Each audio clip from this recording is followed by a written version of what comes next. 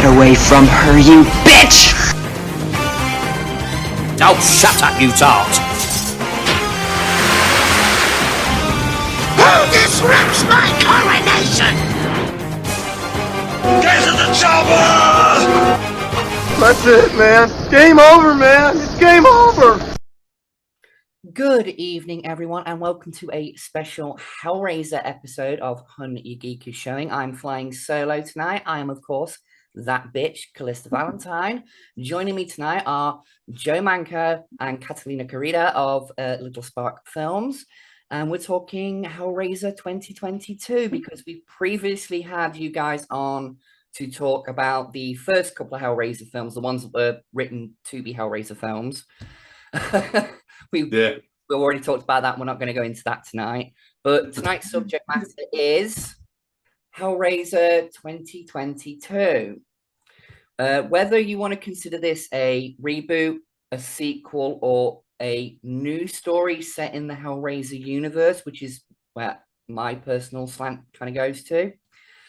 So let's talk about Hellraiser 2022. What was your guys' thoughts on it?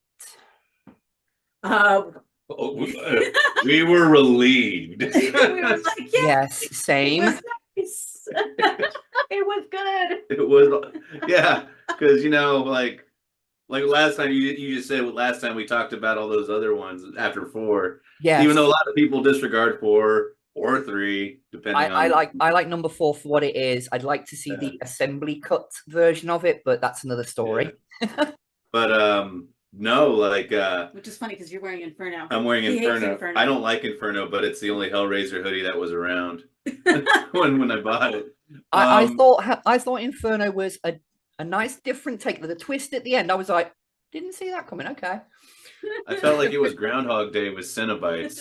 Yeah, kind of. The very first viewing of it, like with that twist, I was just like, oh, okay. Like me and my friend was just like, did you? No? Okay, right. Yeah. But yeah, 2022. Yes. I was so happy that they included Leviathan.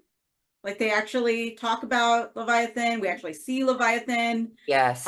That's something that really got lost. It does. After number 2, yeah. Well, we just went to the 4K. Got buried, didn't it? Yeah.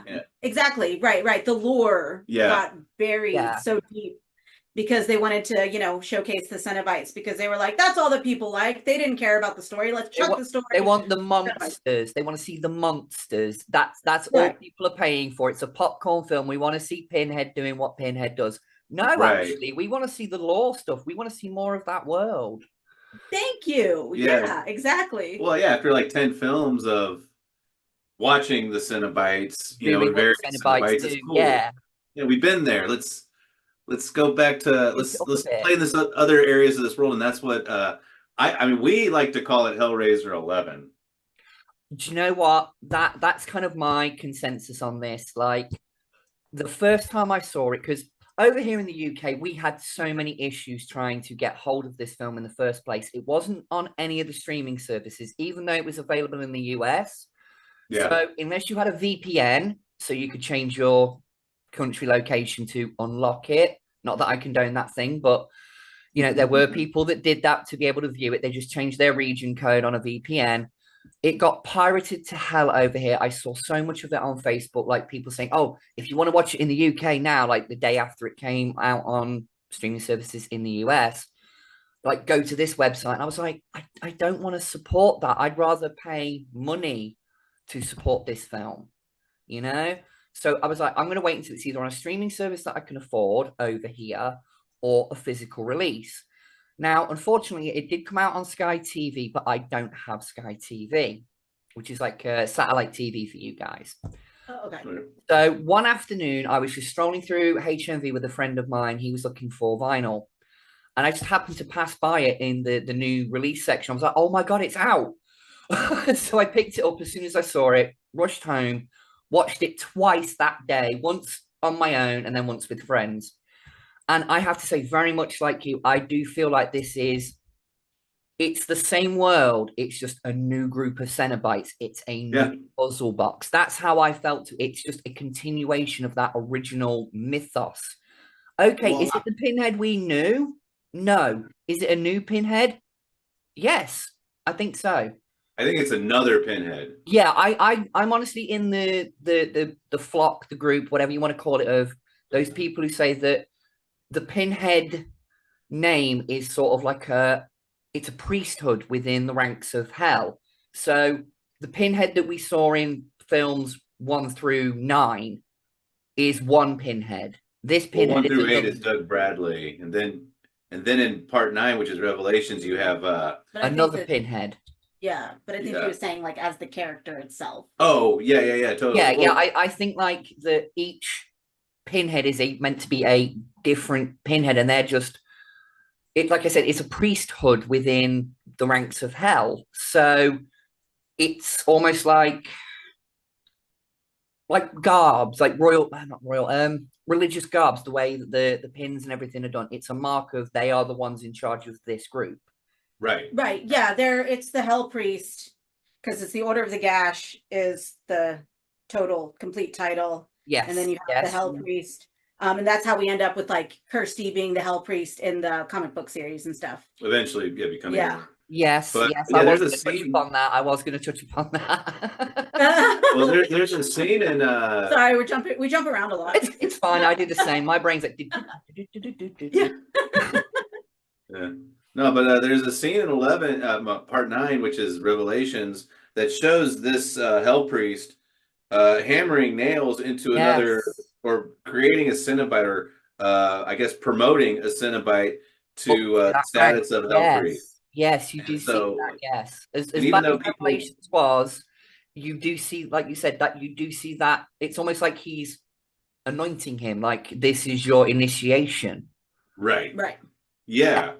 And even though people disregard, they're like, "Oh, Revelations is awful and horrible," like that may very well be, but it is canonical. Yeah, it was made to be a Hellraiser film. Yes, exactly. Yeah. So it is part of the law, like it or not, part of the law. Yeah. I mean, the lore never changes; it just grows because, I mean, it's fiction. There's always new stuff being added. There's always writers out there willing to add to it. Yeah.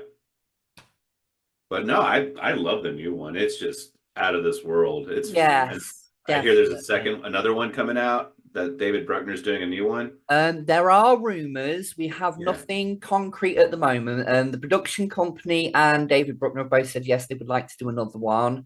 I do remember hearing, I think it was in a post premiere of the movie with Clive Barker, he said that he was that impressed with the new take on Pinhead that he was actually inspired to write new stories. I don't know how true that is. Maybe he's working on something that will eventually become a sequel. We don't know at the moment. But if there is going to be a sequel and it continues the story of this group of Cenobites, I'm all for it.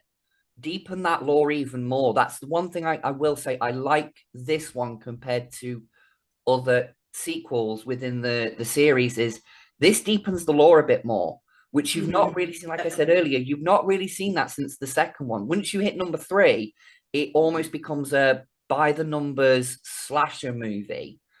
And I don't mean that in a bad way, like in I mean it as in like it becomes very formulaic because the studio knew this is what the audience want to see. Give them more of that. Like earlier. Thanks, so, but this deep lore definitely for me. Well, yeah. Yeah, and I remember like we talked a lot about how their robes, like you said, the robes, the garbs, they're white. It's it's made out of flesh, and that's why they end up being white because they have no blood. And I think that's really, really beautiful because it goes closer to the angel, other sort of thing. And I thought it was very clever for them to go ahead and play on that because it hadn't been done before. And I think seems obvious now. And I think also with, like you said, with the robes and everything being made out of their flesh, it's their flesh molded and cut and shaped and changed. That leans more towards the original Hellbound Heart novella, how they're described in that it's their vestments are made from, their own tattered flesh. And I have the book here. One of my favorites. It's a bedtime read. But yeah, I felt that the Cenobites in this one, in at least appearance-wise, felt much more closer to the original description within the novella, and I love it for that.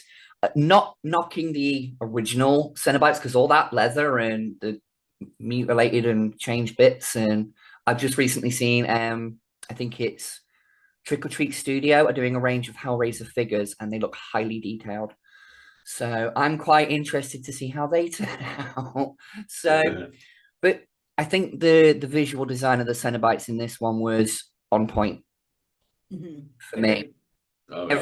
Every one of them was unique, distinct, and I think it's not the gasp, is it? It's the one that's got the skin stretched down over her head. What is her name? It's Jose's favorite. I don't remember. She's like the not the Whisper. It's the. No, I don't remember their names. I know. I only watched it this afternoon as well. I'm ashamed of myself here, but that particular Cenobite for me was that fine line that only a Clive Barker creation could be, where it's a fine line between beautiful and grotesque, because to look at her face, very, very pretty, even with the extra piercings, very, very pretty, but then skin's pulled open and everything else, and it's just like, I don't know how I feel about that, but I like it.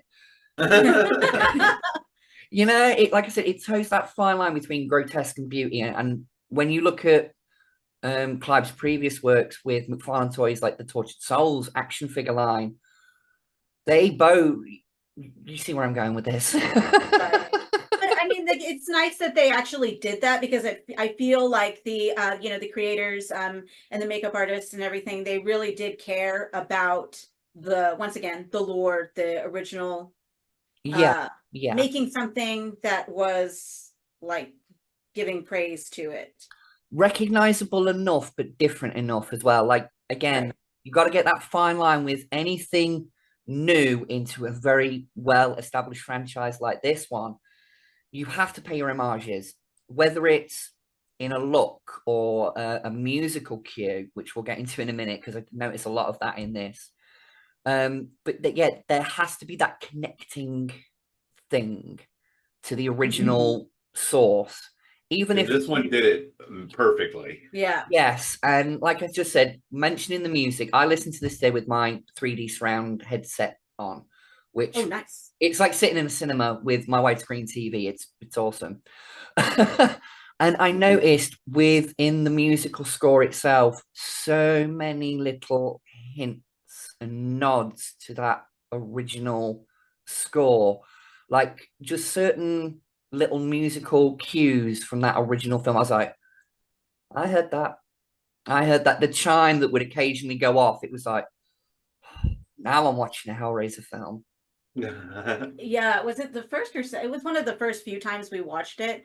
I think it was when we were preparing to do the discussion with Barker Cast, like right after it came out. Yeah, like right after it came out. But so the first time the original like musical, you said little score from it, the Christopher Young, right? Christopher Young? Yeah, Christopher Young. I don't know why I was my brain. The first time that you actually hear it, like the violins and stuff, is when she is opening that the safe. Yeah, that safe. Yeah. Yes. So it actually doesn't happen for a minute, because we were like, okay, we had that party, we meet these people, blah, blah, blah, blah, blah. She opens the safe, and that's finally when you hear it. And then it's kind of comes in and out for the rest of the movie, which is really cool. Yeah. It's really faint at first too, but I think what David Bruckner did is, of course he wanted to have that in there as. Oh, of course. It's the theme. It's like, Indiana Jones has his own theme. Star Wars has its own theme, but the Christopher Young score, you shouldn't ever get away from it. And it's something that a lot of films between from 5 to 10 neglected. Yeah. In this and in 2022, it's so faint. I think what what was happening was that's David Bruckner having all the longtime fans having their ears perk up and go, oh, I remember what I'm watching now. Yeah, we're here. Yeah, like this, like we're it's about to get real. So here it comes. That was definitely my thought with it. Like I said, on my first viewing, I sat and watched it alone. And the first time, like you guys said, hearing that musical cue, I was like, oh, we got chills. Yeah. We were so excited. now it's Hellraiser. And I think the way they did it, like you said, with it's not until the safe opens and the box is properly introduced into the film that musical cue comes in and then pretty much stays and builds quite a bit.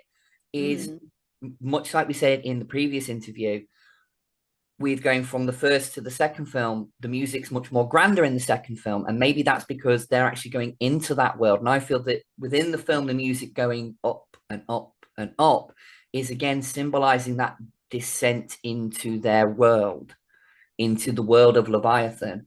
And that ending visual where it's coming down and you've got the lightning flashing, you can see like a labyrinth leading up to the mansion. It's like, this reminds me of Hellraiser 2. This reminds me of Hellraiser 2 when you see the labyrinth in Hellraiser 2. That's what that gave me flashes. I was like, oh. Yeah. So, yeah. I like how David Bruckner didn't try to I mean, I don't even know what I was going to say there. Clive has, Hellraiser, and Tony Randall did Hellbound, and they have their own unique, distinctive looks and feels while feeling in the same world, like a direct sequel. Yeah. And then, we're going to go ahead and fast forward to 2022. And Bruckner, I just really feel like he didn't try to make his own look or make his own anything. He really was like, this slides right into those first two films. Yeah. As, almost like this is all the same universe and we're in a seamless story here. It does feel like that. Yeah, definitely. There was a lot of love on the director's part, and I'm very grateful that the producers and everyone above him let him go in, and instead of trying to make something new or edgy with its own tone and sound, they really let him stay true to what Hellraiser's been creating for the past 30 years. Exactly, and we've actually talked about this, me and my other co-hosts who unfortunately couldn't make it today.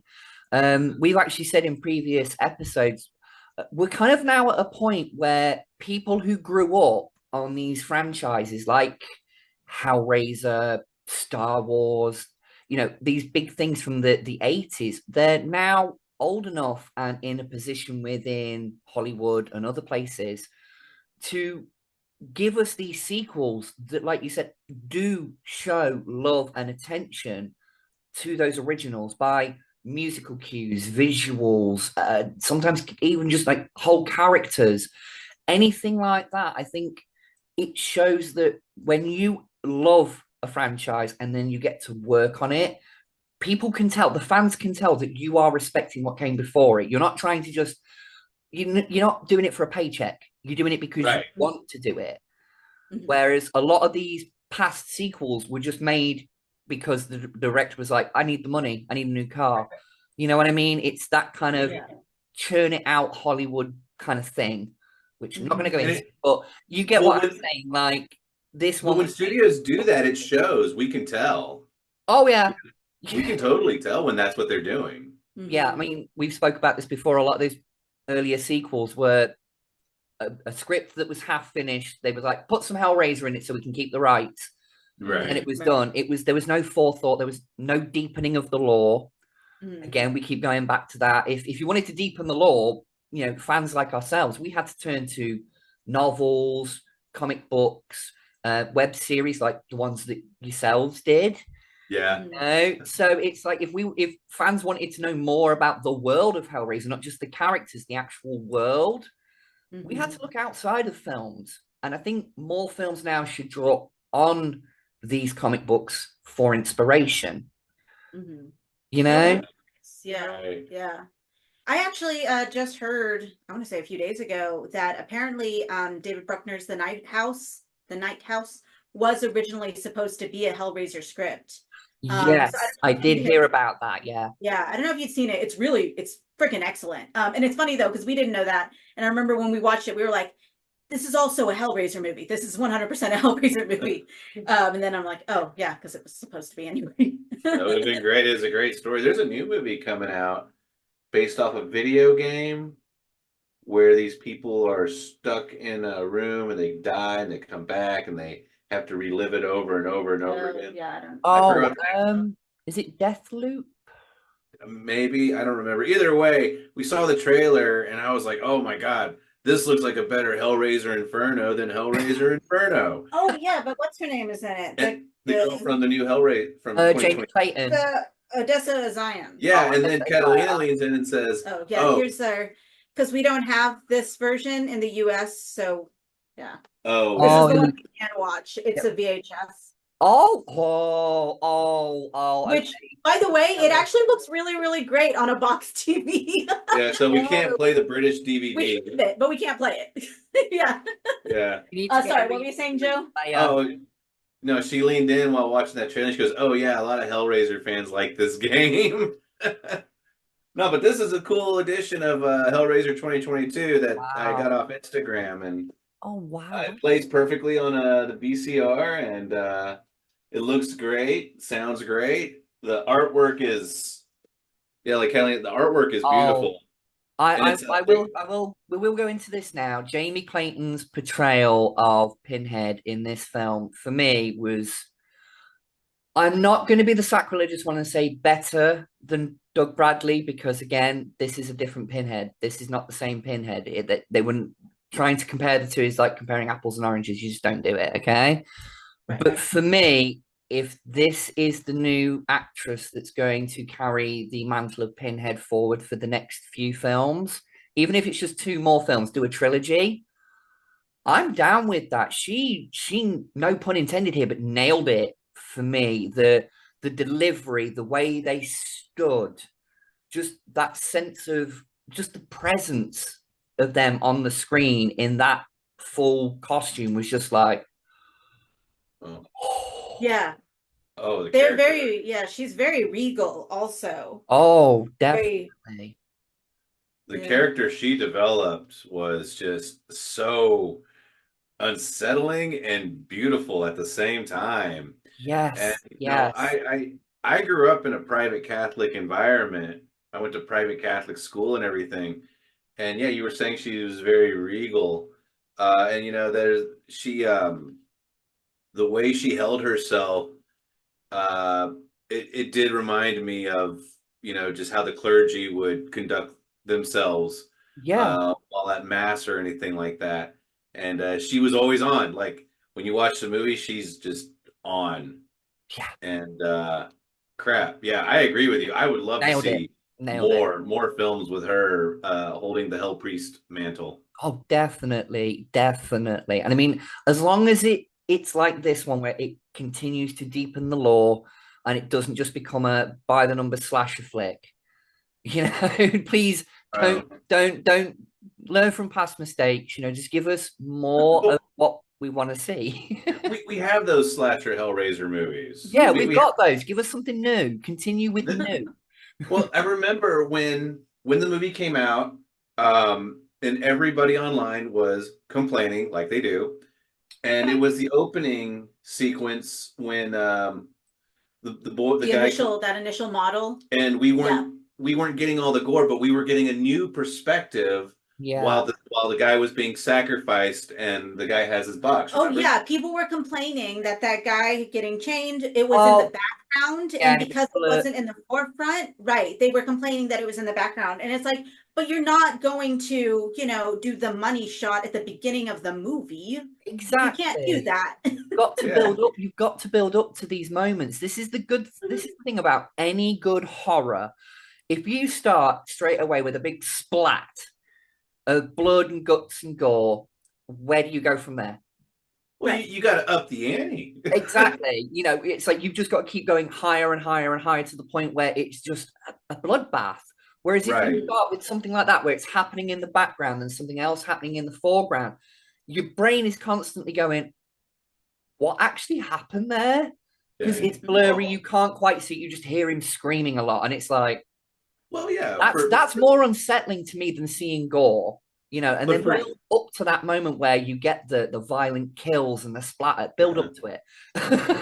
Well, but for new fans, that works perfectly. Like what you just said, that's for new fans. who haven't bothered going back watching the old Hellraiser films. And there's plenty of people out there like that.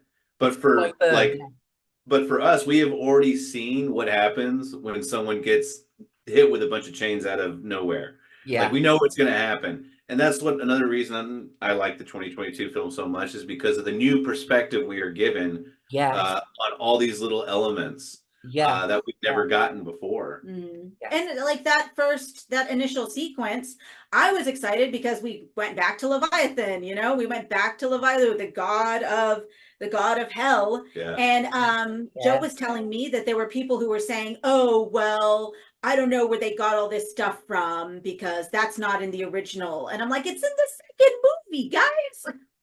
You don't even have to work that hard. Julia literally takes Channard to meet Leviathan, the god of the labyrinth, the god of flesh. You know what I mean? If you're saying, oh, this wasn't in Hellraiser before, yes, it was. Going back and watch the second one. Double check your facts before you mouth off on the internet. Oh wait, no one will ever do that.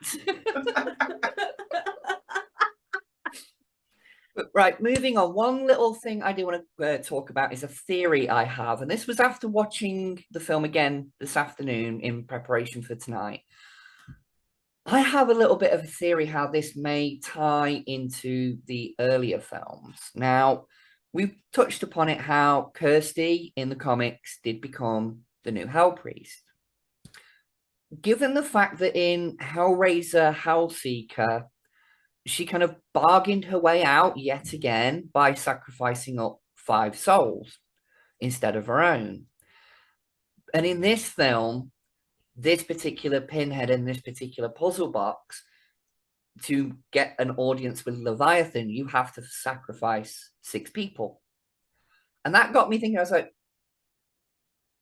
if they brought it up in a sequel that's actually Kirsty taken over from Doug Bradley's Pinhead, the previous Pinhead, I'd be okay with that. If they kind of retcon worked that into a sequel, I wouldn't mind that. I really wouldn't.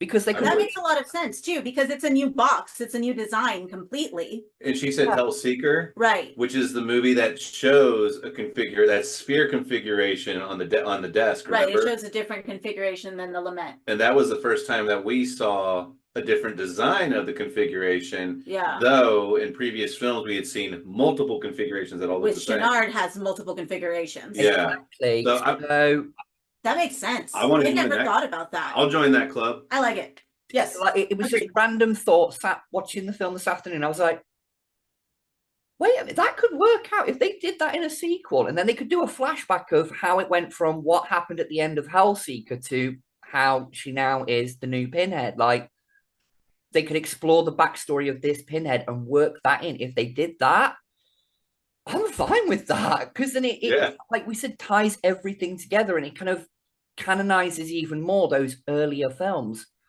Yeah. Good, and like I said about Revelations, for good and for bad, the good ones and the bad ones.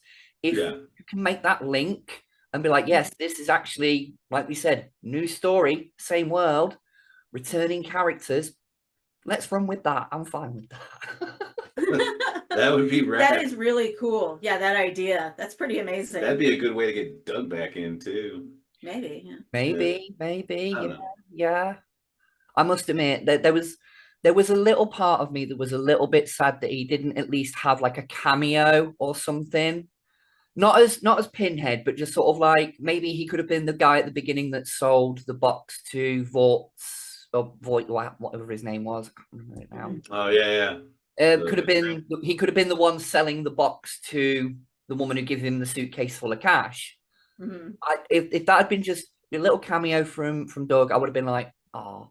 But again, that's nitpicking. That's just cherry on the icing of the cake kind of thing for me. Like some people refuse to even give the new one any acknowledgement because Doug does not play. I know, and I'm a little bit saddened by that, because it's like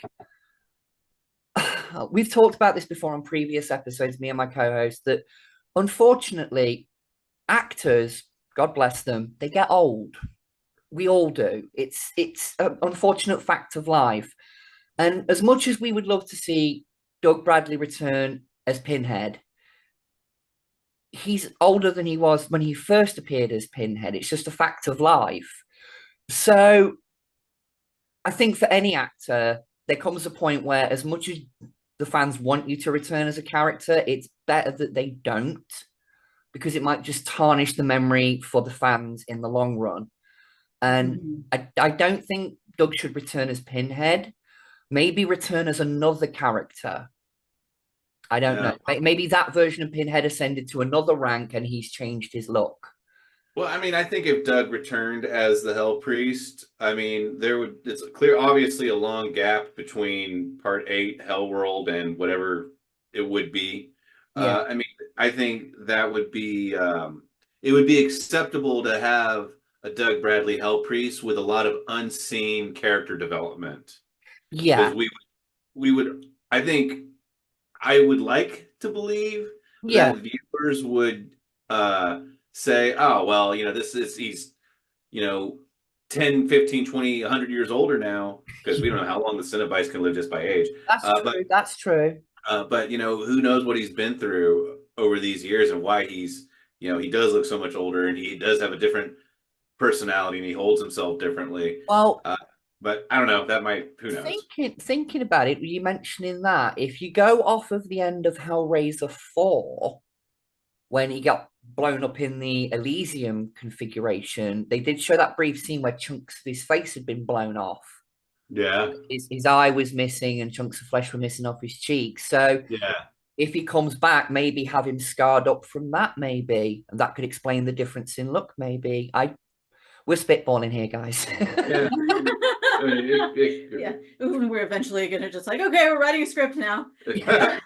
Okay, so we start filming when? I think we should just stick with what was in the Scarlet Gospels, and then watch everyone lose their minds when it gets to the ending and how he actually passes away.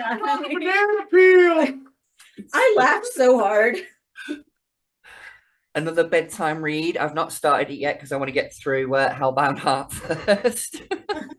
Oh, it's fun. I mean, I like it. I loved it. A lot of people have problems with the ending, so we can talk about it whenever you're done reading it. I loved it. Maybe that's a future episode, maybe, because we are working on something over here at Calico that may come along later on in the line, but we'll get to that. We'll get to that.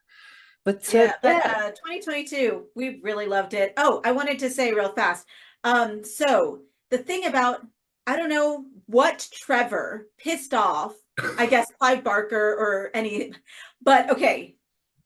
Trevor is the husband, right? Kirsty's husband in Hellseeker, right? And then we have Trevor, the husband from Candyman. Yeah. We actually just showed Candyman to our kid. She's a preteen now, so yeah, she loved it. She was like, "That's the ending. It can't end there." Yes. It's like, I want more. We were like, "Oh yeah," but her husband Trevor is worse in the book, like in the story. He's worse. Yes, like the forbidden. How he's the worst there. And then of course we have the boyfriend Trevor now in 2022. Yeah. So yeah, Trevor, stay away from them, I guess. Yeah, I think someone called Trevor must have really, really, really pissed off Clive at some point in his life, and now every arsehole in his stories is Trevor. Is Bradley Cooper's character in Midnight Meat Train named Trevor? I don't remember. I'm going to look it up. Okay. I'm not sure. And weirdly enough, one of my friends was actually talking to me about watching that film recently, Midnight Meat Train, because as soon as they mentioned the scene in it, I went, "That's Midnight Meat Train." They remember the name of the film, and I went, "What happened in it?" And they went, "No." And I went, "That's Midnight Meat Train." I love Midnight. Which, by the way, if you guys do decide to watch it, there's a commentary that Clive Barker actually is on it, and it's very, very interesting because he doesn't like our friends were just saying that he doesn't usually do commentaries for other movies that aren't his. Yeah. But for Midnight Meat Train, he did. Oh wow! He did for Midnight Meat Train and Saint Sinner, which is a really good one. Talking Clive Barker, one thing that I did pick up a while back is the director's cut of Nightbreed. Oh yeah. I cried at the end of that film, seeing Midian getting sacked by the humans. I was like, "Leave him alone. He ain't hurting no one." They can hurt people, but they're not going to do. They're not out to do it. No, they literally are just surviving and living in Midian, staying away from everyone. Yeah, it's like me with my flat. I want to stay in here. I don't want to go out there and deal with the real monsters. I want to stay in here where all my cool stuff is. Yeah. Yeah, no. Man, I mean, we're never going to get that pilot. That one-off pilot that they made. The one-off Nightbreed pilot, yeah. Oh, yes, I do remember hearing about that. I mean, it exists somewhere on a hard drive, and we're just never going to see it. Yes, on the Director's Cut Blu-ray that I've got, there is actually an introduction with Clive Barker, and I can't remember the name of the guy, but the guy who basically found all the footage and cleaned it up and helped. Oh, Russell Charrington? That was it, yes. He helped with the edit and putting it all back together and everything. Yeah. There's a lovely little intro from the pair of them, and it's just like, you can see Clive's face. He's just so happy that this film is finally as it should have been, not how the studio wanted it to be. Yeah. I remember seeing the original theatrical cut version of it on TV when I was younger and not liking it very much. But that director's cut just blew me away. Oh, yeah, it's actually all the story. It's amazing how much stuff they take out because they're like, oh, we don't need to know this. We don't need to know that. Even something small like in Buttonface is going to go and kill the family, like the cute little family. They're watching TV and the mom's like telling the kid to go to sleep. And it's so short in the theatrical version. Yeah. But it's like, it is important to see that this is a very sweet, established, loving family. All that stuff that was cut. I want to say it's like a 70-second scene in the theatrical cut. Yeah. Yeah. But in the it's quick cut, we're done with, but in director's cut, yeah. It built, again, like we were saying earlier, it's good to build suspense in a horror film. And I think the director's cut of Nightbreed is that good, fine balance of you're rooting for the heroes, you're hating the villains, and there's suspenseful, tense moments where you're not sure what's going to happen. Right. That's what horror should be about. Yeah. And it makes it a stronger film when you do have that suspense. Right. Yeah. Unfortunately, well, since you have it, I recommend next time you watch it, in the background of David Cronenberg's office, there are steps. I don't know if you've seen them. It's like a painting on the giant wall. like painting, and there's steps, but they're the steps of the lament configuration. I noticed it. I did notice it. Oh yeah. I was like, wait a minute. Pause. I don't know how to read dance steps, but I want someone who knows how to do that stuff to figure it out for me. Man, I love Nightbreed. Yeah. Sorry. We're supposed to be talking about Hellraiser 2022. It's fine. It's Hellraiser adjacent. It's fine. It's fine. The same universe. I know. Yeah. There is sort of a prevailing fan theory out there that Nightbreed, Tortured Souls, and Hellraiser are all actually sort of neighboring universes to each other. Well, Nightbreed and Hellraiser have a series called Jihad. Yes, comic book. Yes. Yeah, right. The comic book. I mean, yes. I do want to get a hold of that. Yeah, that was hard to get hold of. We don't have it. In fact, like the one we were talking about with Kirsty becomes Pinhead becomes the Hell Priest. I don't have the complete series, so I still haven't read it. And we have. I don't have the complete. I'm missing I've looked online an awful lot of times to try and find a complete run, and I've only found a complete run, and it was 30 issues, and the seller wanted £300 for the lot, and I was like, "Yeah, sounds about right." It's that's a birthday present. Right, it's always like super. I like up there when you're looking for the graphic novels, and it's like 4 or 5 parts. It's like parts 1, 3, 4, and 5 are like $10, $12. You want part 2? $80. That last one part you need, yes. It's in the middle of the series. You got to remortgage your house to get that one last issue. It's kind of why I'm glad I've got the complete run of tangent here. I've got the complete run of the original Alien vs. Predator story from 1992. Nice. And I've even got the issue 0 that goes with it, which is called like a little prologue that tells the intro from the Predator's perspective, and it's done in black and white. So, and they're bagged, carded, kept in a dark, safe place. They're never read. I bought the omnibus editions to be able to read the story without touching those books ever again. Nice. But right, back Hellraiser. We'll quickly we've mentioned sequel kind of stuff going forward, so we don't really need to go too much into that. All I will say is that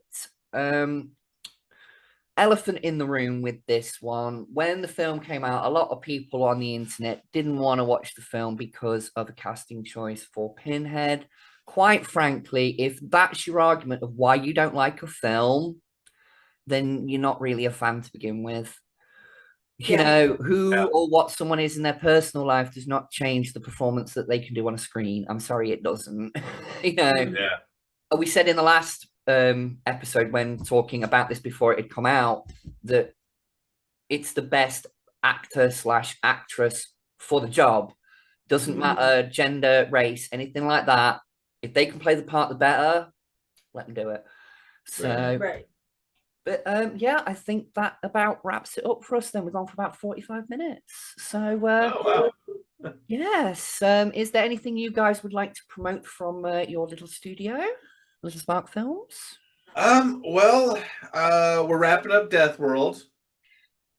I have been keeping track of that over on X and Instagram. I have been keeping track of it. I got the final audio in, and it sounds awesome. The audio mix and master. I'm gonna fix up the color grade, and then start getting the Blu-rays made, and then we'll be wrapping up these Indiegogo campaigns, and Death World will be finished doing its tour on the film festival circuit. So we have to get all that prep still, and.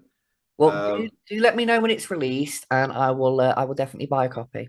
Oh yeah, totally. Well, the Indiegogo for Death World, I haven't been pushing it. It got fully funded. Oh, nice. Last October or November, it got fully funded, and then Indiegogo's like, "Oh, you're fully funded. Let's just keep it open forever." So it's still open. I don't intend to close it until I send out the Indiegogo perks. Yeah.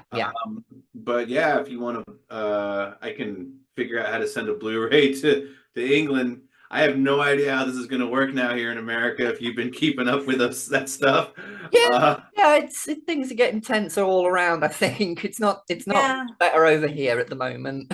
And then on top of it, we live in Texas, so we have. Yeah. Speaking of not wanting to leave the house, I would much rather be in the labyrinth. Yeah. You probably have a better time of it. You'd have better company. It's like, at least I know what to expect with this. Yeah, it's like, at least I know this is hell. It's honest about it. Yeah. So, but yeah, Death World, it's wrapping up, and we're going to start getting into film festivals, and we're going to keep everyone updated. So. I wish you the best of luck with it. I hope that it does absolute gangbusters for you, and that you get an Oscar. I won't have to slap anybody for it. I'm not even going to touch that one. But right. And Catalina, thank you very much for joining me for this Hellraiser-centric episode. Like I said at the beginning, folks, this is kind of like my little birthday episode. So stick around at the end for my little birthday haul of what I got on my birthday on this coming week. Take care, and I'll see you in the next one. Bye. Hey everyone, as promised, here's a quick look at what I got for my birthday. Apologies if the camera is a little bit shaky. I'm doing this handheld mode because to fit these on, this was the only way I could do it. They are way too big for my review space in its current messy state. Don't look up here, but yeah, for my birthday, I got this wonderful candy floss. Ow, Gizmo. She's clawing at me to play. But I got this wonderful candy floss scented candle. Take the lid off. There you go. I've not used it yet. I'm going to. That was from my friend Jen. I got this wonderful notebook from my daughter. Gizmo, behave. Trying not to catch the figures. But as you can see, it's just a blank notepad with Stitch. But yeah, so I got that. And the main things that I got... Sorry, I'm dropping things here. Stay focused on what you need to stay focused on, Callie. Gizmo, you're being a distraction. Stop it. But yes, as you can see, I got these pair of wonderful, wonderful Gargoyles figures. I got Broadway. And I got Hudson. And I have to say, like, I put off buying these for a very long time because they were very expensive to get hold of here in the UK. But now that I've got them, here's the accessories tray with all the extra heads, hands, the popcorn, the chicken wings, all sorts. I'm going to do a full review of these, don't worry. But I've got them here. The boxes for them both as well are absolutely incredible. Let me get them up so you can see them. But yeah, oh, ring light's in the way on that one. But as you can see, the artwork on these boxes is fantastic. But yeah, gonna take a proper look and review of these later. But that is what I got for my birthday. I got some gargoyles, a candle, a notepad. My friend Raven Rose also took me out for the day, did a little bit of window shopping. I wanted to buy something, but I couldn't find anything that I wanted to buy.